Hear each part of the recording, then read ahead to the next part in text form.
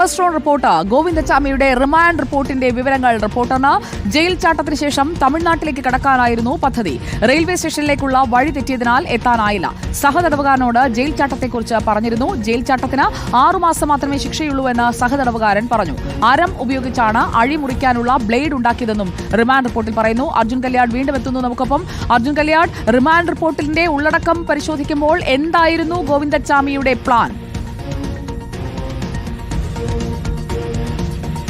സുജിയ, നേരത്തെ തന്നെ ഇതൊരു ആസൂത്രിത പദ്ധതിയായിരുന്നു ഗോവിന്ദച്ചാമി നടത്തിയതെന്നുള്ള കാര്യം വ്യക്തമായതാണ്. മൊഴിയിലൂടെയും അതുമായി ബന്ധപ്പെട്ടുകൊണ്ടുള്ള സാഹചര്യ തെളിവുകളുമൊക്കെ അത് തന്നെയാണ് വ്യക്തമാക്കിയത്. ഇപ്പോൾ റിമാൻഡ് റിപ്പോർട്ടിലും ആ കാര്യങ്ങൾ തന്നെയാണ് വ്യക്തമാകുന്നത്. ജയിൽ ചാട്ടത്തിന് ശേഷം തമിഴ്നാട്ടിലേക്ക് കടക്കാൻ, അതായത് സ്വന്തം നാട്ടിലേക്ക് എത്താനുള്ള പദ്ധതിയായിരുന്നു ഗോവിന്ദച്ചാമിക്ക് ഉണ്ടായിരുന്നത് എന്നുള്ള കാര്യം റിമാൻഡ് റിപ്പോർട്ടിൽ സൂചിപ്പിക്കുന്നു.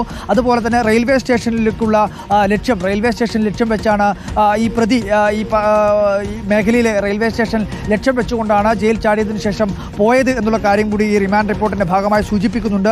അതുപോലെ തന്നെ റെയിൽവേ സ്റ്റേഷനിലേക്കുള്ള വഴി തെറ്റിയതിനാൽ എത്താൻ വേണ്ടി കഴിഞ്ഞിട്ടില്ല എന്നുള്ള കാര്യം കൂടി ഇതിനകത്ത് സൂചിപ്പിക്കുന്നു.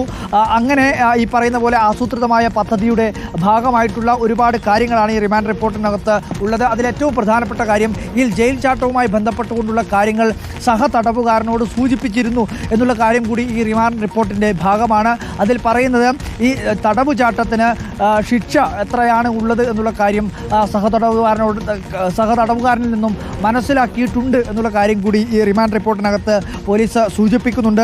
6 മാസം മാത്രമേ ശിക്ഷയുള്ളൂ എന്നുള്ളതാണ് സഹതടവുകാരൻ പറഞ്ഞതായി ഈ ഗോവിന്ദച്ചാമി പോലീസിനോട് പറഞ്ഞിരിക്കുന്നത്. അതുപോലെ തന്നെ ഈ അരം ഉപയോഗിച്ചുള്ള ഒരു ബ്ലേഡ് ഉണ്ടാക്കി, അരം ഉപയോഗിച്ച് ഒരു ബ്ലേഡ് ഉണ്ടാക്കിയാണ് ഈ ജയിൽ മുറിക്കാൻ വേണ്ടി ഉപയോഗിച്ചത് എന്നുള്ള കാര്യം കൂടി പറയുന്നുണ്ട്. അതായത് കൃത്യമായി പറഞ്ഞു കഴിഞ്ഞാൽ ഈ പൈപ്പിൻ്റെയൊക്കെ നമ്മുടെ ഈ പ്ലംബിംഗ് നടക്കുന്ന സമയത്ത് ഒരു മോഡലിലുള്ള ഒരു ക്ലാമ്പ് ഉണ്ടും. അത് ജയിലിൻ്റെ പല മേഖലയിലും പണിയെടുക്കുന്നതിൻ്റെ ഭാഗമായി അവിടെവിടങ്ങളിൽ ഉണ്ടായിട്ടുണ്ട്.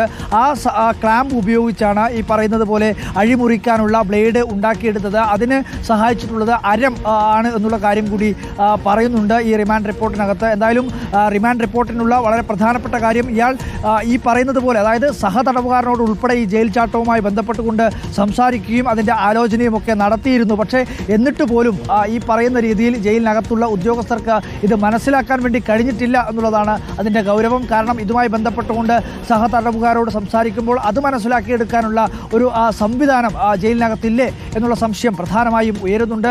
അത്തരം സുരക്ഷാ സംവിധാനങ്ങൾ അല്ലെങ്കിൽ അത്തരം ചില വിവരങ്ങൾ ശേഖരിക്കുന്നതിൻ്റെ പോരായ്മ ഈ ഗോവിന്ദച്ചാമിയുടെ ജയിൽ ചാട്ടവുമായി ബന്ധപ്പെട്ടുകൊണ്ട് നമുക്ക് തുടക്കം മുതൽ തന്നെ കാണാൻ വേണ്ടി കഴിയും. ഇപ്പോൾ റിമാൻഡ് റിപ്പോർട്ടും ഇത് പെട്ടെന്നുണ്ടായ ഒരു പദ്ധതിയുടെ ഭാഗമായിട്ടല്ല, കൃത്യമായ രീതിയിലുള്ള ആസൂത്രണത്തിലൂടെ ഉണ്ടായിട്ടുള്ള ഒരു കാര്യമാണ് എന്നുള്ള കാര്യം പോലീസ് വ്യക്തമാക്കുകയാണ്. കോടതിയിൽ തമിഴ്നാട്ടിലേക്ക് കടക്കാനടക്കം പദ്ധതിയിട്ടിരുന്നു ഗോവിന്ദച്ചാമി എന്നത് വ്യക്തമാവുകയാണ് റിമാൻഡ് റിപ്പോർട്ടിലൂടെ. സ്റ്റേഷനിൽ എത്താൻ കഴിഞ്ഞില്ല. 4 കിലോമീറ്റർ സഞ്ചരിക്കുമ്പോൾ തന്നെ തളാപ്പിലെ കിണറ്റിൽ ഒളിച്ചിരിക്കേണ്ട സാഹചര്യമായി. നാട്ടുകാരങ്ങ് കൂടടക്കം ഇറങ്ങുകയായിരുന്നല്ലോ, പിന്നെ എന്ത് ചെയ്യാൻ? അർജുൻ കല്യാടാണ് വിവരങ്ങളുമായി നമുക്കൊപ്പം ചേർന്നത്.